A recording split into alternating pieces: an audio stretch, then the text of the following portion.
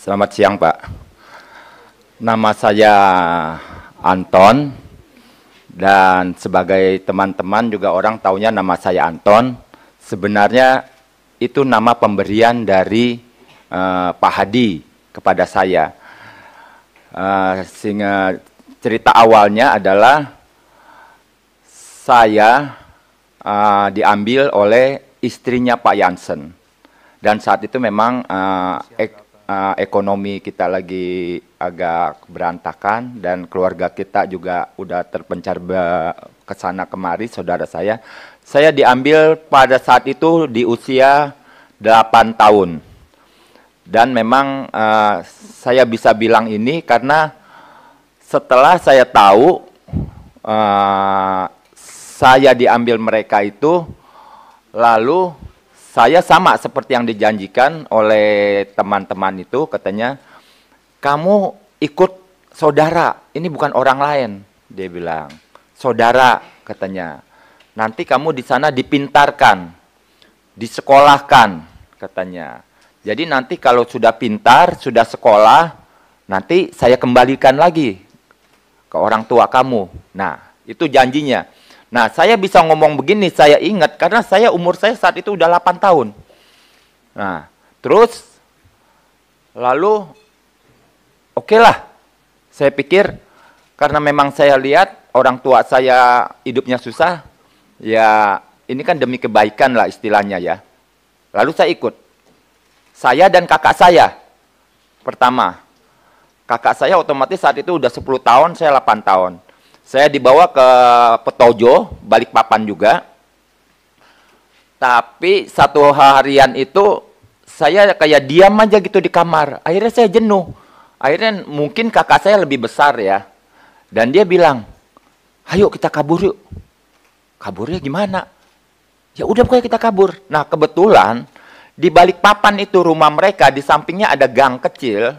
Dan di atasnya ada kawat-kawat gitu. Kami loncat.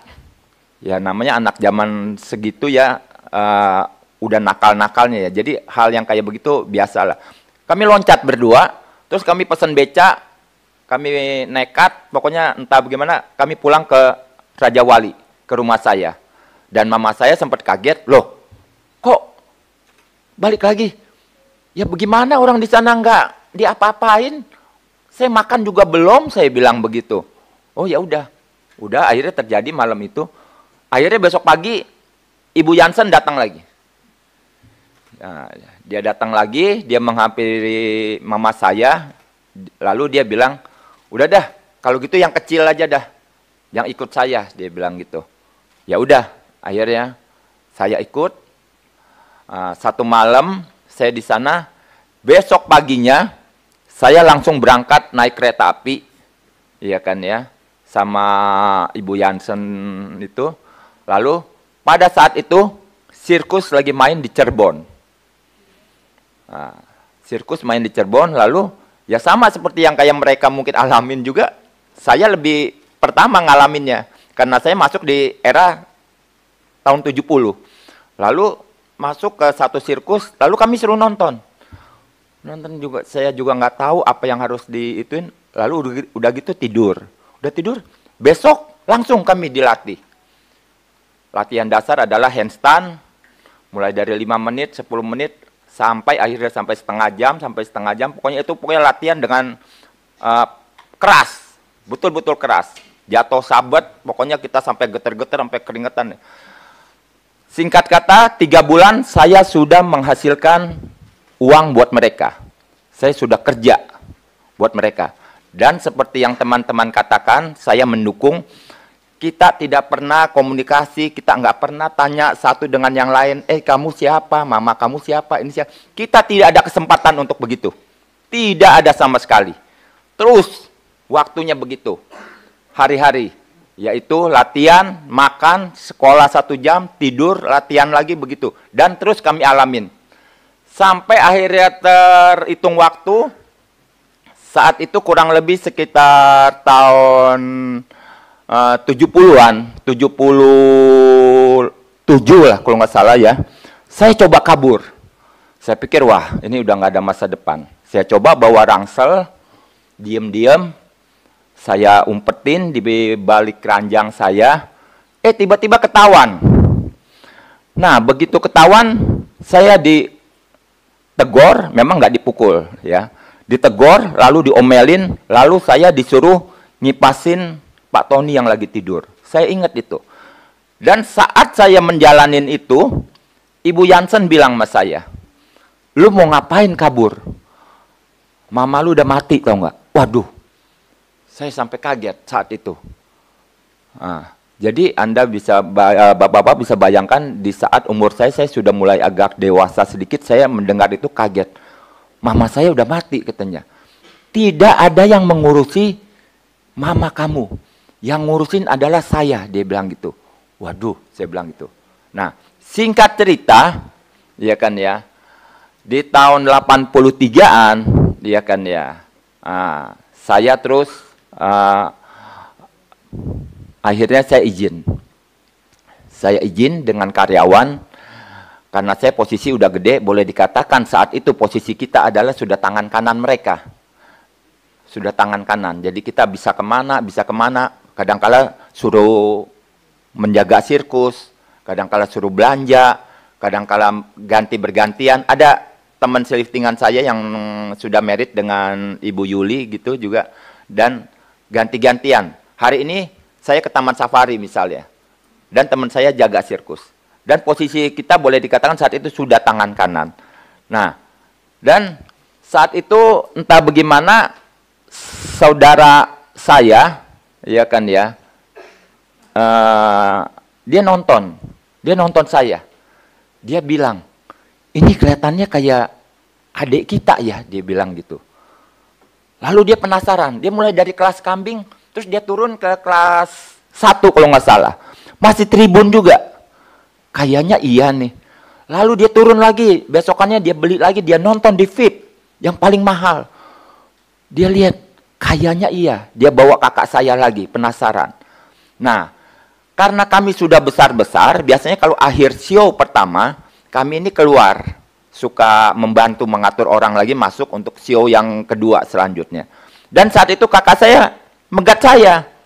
Nah, dia tanya, "Nama kamu Apong ya?" Karena saya kecilnya dipanggil Apong. Waduh, saya sempat kaget juga.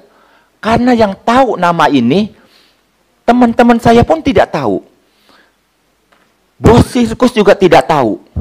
Karena akte lahir saya itu lain. Lalu saya sempat kaget. "Benar nggak nama kamu Apong?" "Iya, benar." Lalu, saya punya ciri khas dalam satu keluarga. Jempol saya agak lain, ada persamaan dengan kakak saya. Lalu dia penasaran, "Kalau gitu coba buka kaos kaki kamu, saya mau lihat." Saya buka. Saya kasih lihat. "Wah, oh iya benar, nggak salah," dia bilang gitu. Nah, semenjak saya pas ketemu gitu, nomor satu yang saya tanya kepada saudara saya adalah, "Benar mama udah mati?" "Iya benar, tahun 73 mama meninggal." "Terus, benar, kamu orang saudara tidak ada yang mengurus. Yang ngurus itu dari Ibu Jansen." "Oh, nggak benar itu. Memang ada orang datang. Tapi saudara saya juga nggak kenal siapa itu. Tapi ada yang datang, tiba-tiba kasih amplop begitu aja. Terus udah jalan." Jadi ini pemalsuan, saya bilang, pembohongan. Jadi yang akhirnya terhitung waktu ke waktu, saya mulai sakit hati. Udah mama saya dibohongin, saya dibohongin, dijanjikan dipintarkan, disekolahkan, nanti sudah pintar dibalikan. Tapi apa yang mereka alamin, itu saya yang alamin lebih parah. Dan yang lebih tragis lagi, begitu saya coba keluar, keluarga saya ada di teror. Dan terakhir, saya masih ingat, Ibu Jansen bilang ke saya, "Kamu di sirkus diajarin jadi orang gentleman, bertanggung jawab. Coba balik lagi, ketemuin kita." Baik, saya datang. Bahkan saya udah bilang sama saudara saya bilang, "Jangan lu main di sana bisa mati lu. Bisa digebukin lagi." Enggak apa-apa. Saya pikir nggak apa-apa lah, untuk terakhir kali lah. Tapi saya cuma pesan ke saudara saya, kalau saya tidak balik, arti kata saya mati di sana. Karena saya tahu saya akan mengalami penyiksaan. Saya hadapin mereka. Dan benar apa yang saya feeling ternyata benar. Saya di situ dihantam habis-habisan dengan 3 bersaudara mereka. Iya kan ya.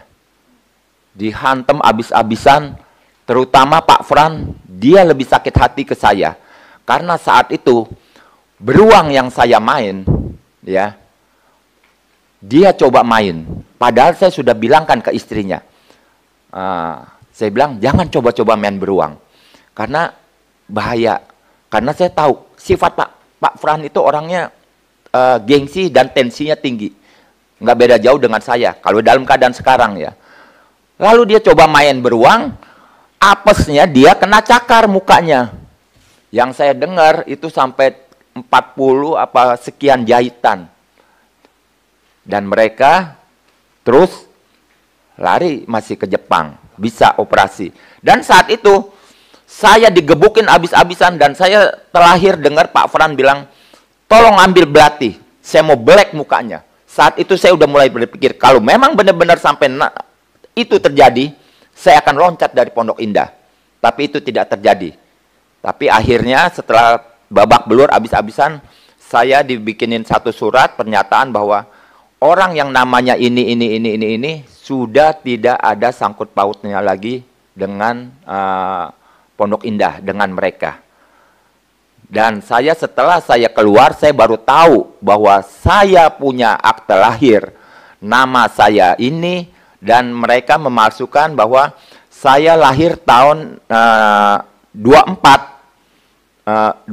bulan 5, 64. Tapi saya lahir ternyata enggak begitu. Dan nama saya itu diberi mereka adalah Anton M. Karena saat itu kita sudah bisa mengemudi, akhirnya kami dikasih KTP. Dan terakhir adalah sekarang identitas saya sudah tahu bahwa saya dimudahkan 2 tahun pada saat itu. Sekian dulu, terima kasih Pak. Cukup pimpinan.